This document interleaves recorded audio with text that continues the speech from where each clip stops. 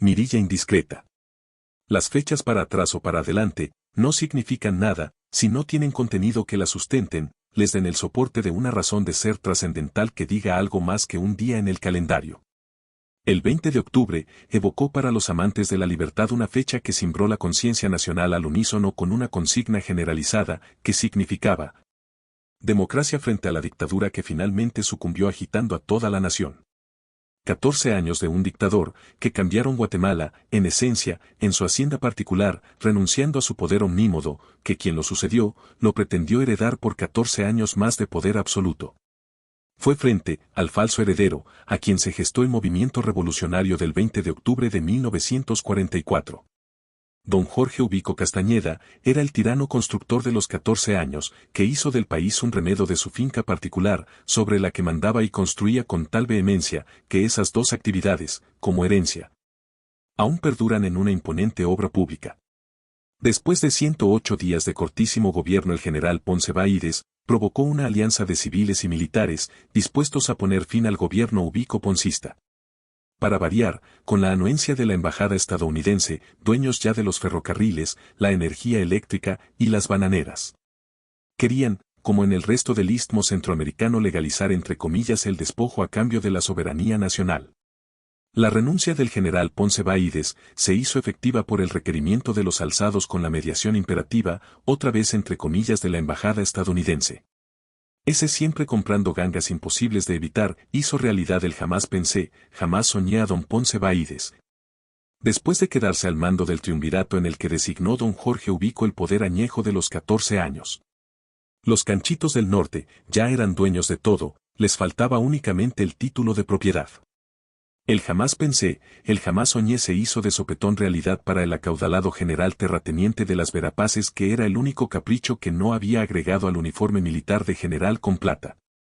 Por cierto, en estos lares centroamericanos, en esta época que vivimos ahora, a otro caprichoso muchachón, los gringófilos le pagaron Guatemala por un puñado de dólares que lo hicieron nominalmente interventor de un país importante en una región estratégica.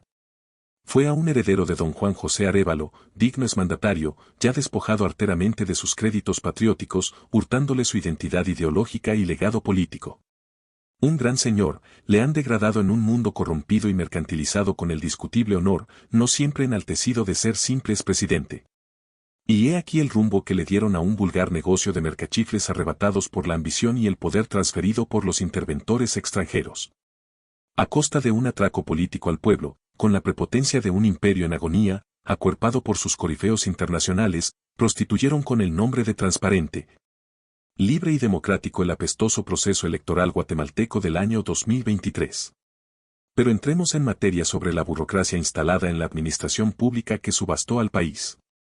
¿Sabe realmente quién es el doctor Juan José Arévalo Bermejo más allá de sus virtudes físicas de hombre masculino, como él define a su padre en Memorias de Aldea, sumamente apuesto, alto, carismático, con un hoyuelo en Jabarbilla que la partía en dos? Alto, ganadero como todos aquellos vascos que descubrieron Taxisco sobre las faldas del volcán Tecuamburro bañado por el inmenso Pacífico. Pero ahora hablamos de política criolla, cimarrona, trampera y tramposa, donde todo tiene un precio, menos el honor y la honradez que oficialmente se declararon escasos. Donde se celebran fechas que se desconocen, con personajes que no existieron, más que en la imaginación de quienes los inventaron para subastarlos en la eterna feria del pueblo. En el lugar en que se le dice al interventor, presidente, cuyo poder agoniza todos los días, porque solo el 32% de la poca gente que depende del erario nacional ya no tolera que vivan como reyes mientras el resto mueren como mendigos y lo único que abunda son el hambre y la pobreza. Bajito en una familia de gigantes le pide permiso al presupuesto de inservibles públicos para cambiar de chance. ¿Qué habría pasado si el mayor Gustavo Díaz López no hubiera tomado la decisión de dirigir la rebelión de los pañuelos rojos el 11 de mayo de 1988? Hubiera muerto en prisión la semana pasada el coronel y abogado Raúl de esa Oliva, acusado de cuánta porquería se les ocurrió a los interventores, utilizando a sus verdugos de la toga judicial, ahora cómodamente viviendo como exiliados de oro en Washington. ¿Habría desistido el coronel Gustavo Padilla de esa rebelión de los pañuelos rojos, fallecido también la semana pasada, si le hubieran anticipado las humillaciones, prisión y procesos a que le llevaría su heroica acción? Si no hubiera escuchado los lamentos de su hijo Kenneth, a quien una bomba subversiva le había explotado los tímpanos, siendo un niño todavía, habríamos renunciado a la acción de los pañuelos rojos, Mario David García, Mario Castejón, Gustavo Anzueto Bielman, Nicolás Bonafina, este escribidor amigo de ustedes, Rodolfo Montenegro Peláez. De haber anticipado la persecución judicial, agresiones familiares y políticas que sufrimos por aquel evento, esos apátridas tendrían el valor de exigirle a doña Kamala, frente al triunfo de Trump, que no los abandone sabiéndose pagados. ¿Para qué quieren más dinero que el que tienen encaletado en Guatemala, multiplicándose con el agiotismo de los traidores en el poder? El periodista Mario Castro, director de la revista Domingo de Prensa Libre, donde ya escribía don Edmundo de Antés y Julián Parrillas en 1988, y quien, sin estar comprometido políticamente en el movimiento, con la lente de su mágica cámara fotográfica registró las históricas tomas de aquella historia que ya están, por fortuna, en la Hemeroteca Nacional, lejos de la censura editorial corporativa. Allí estará también Manuel Conde Orellana, vigente como ayer, de su fatiga política, en silencio con su pretérita congoja, escuchando sin comentar las balas que asesinaron a su padre y a su abuelo, este último, en ese momento, presidente del Congreso de la República. La muerte criminal no se usa en la demagogia electoral y Manuel nunca lo hizo. En otro escenario, pocos saben las cicatrices que dejaron las balas en el pecho de Vinicio Cerezo en el encuentro llamado de Belén. Los tiros matan, el recuerdo demagógico electorero es oportunista y por eso se olvida, y Vinicio olvidó. No se le puede pedir que se olvide a Jorge Serrano Elías y deje de seguir luchando en el exilio contra quienes lo tienen como pesadilla, resucitando en Guatemala, pidiéndoles cuentas sobre su turbia economía mercantilista y desfalcadora. Amílcar Alvarado Nistal, director del Siglo, fue encarcelado y sigue el proceso. Vladimir, su hijo y por vocación, como su padre, periodista de cuna y sangre, amenazado porque hay quienes piensan que se debe coagular el periodismo, continúa en la lucha.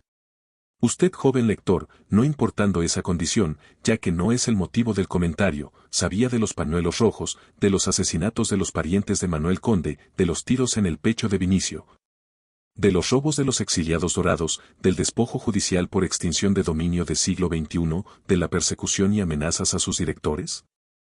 Estoy seguro de que no. Y usted, joven o viejo, político o apolítico, como supone que es, empleado o desempleado, estudiante o no, universitario o analfabeta, hombre, mujer o plurisexual, degenerado o según usted, como se disculpa. Solamente pedófilo, a todos, todas o todas.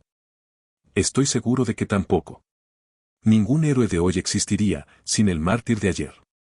No existe presente sin pasado. Lo grave es que lo desconocemos. Por esa razón, la correlación entre el pasado y el presente, quiero que hagamos un pacto entre nosotros y juremos escribir en nuestra lápida mortuoria: querido pueblo, nos vemos mañana.